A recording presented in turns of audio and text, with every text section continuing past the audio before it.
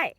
So right behind me, I have a pretty disturbed young forested site. Right in front of me, I have a path, and right behind me, I have a bunch of young trees, including this white ash right here. So white ash is also known as Fraxinus americana. It's in the Oleaceae family, which is the olive family. And I want to make sure that you guys understand that I'm talking about this straight tree right here, not this tree right here that's curving and laying upon it. That tree right there is the Persian silk tree, which is an invasive species. But some other species that we can find around this area are, we have a bunch of pine trees behind here, which I think are loblolly, but then we also have some other fast-growing species like sweet gum and tulip poplar.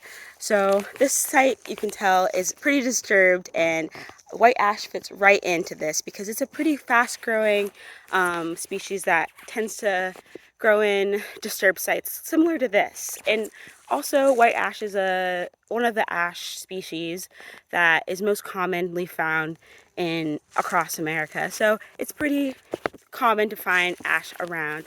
So the way that I identified it was pretty easily through the bark here. As I mentioned, the trunk is a pretty straight trunk with a big open canopy. It almost looks like a little lollipop. But what kind of confused me a little bit about the white ash was its bark texture. It kind of looks like Caria tomentosa or mockernut hickory because it has these like furrows that are almost like hexagonal shaped, or like almost creating these diamonds in them. And I thought that's pretty cool. But other ways that you can identify the tree is through finding leaves that have fallen on the ground, excuse me. So I found this twig that has a good example of all the different leaves and all the different leaflets that you can find on this white ash. So white ash tends to be made up of between 5 to 7, most commonly 7 leaflets, and they tend to be oppositely arranged. And in addition, they tend to be, this is on the smaller side because this is a smaller white ash tree, but they can be around 8 to 12 inches in length. And then the leaflets can be around 3 to 5 inches in length.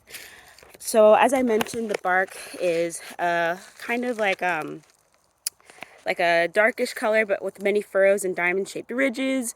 And then there's like green winged samaras, which are the fruits that are produced in the fall and that are dispersed throughout the winter. So as I mentioned, this is a native tree. It is found across the eastern United States. It is usually found in more well-drained sites and in open areas such as this one where there's lots of disturbance, so it has a lot of sun to grow really quickly.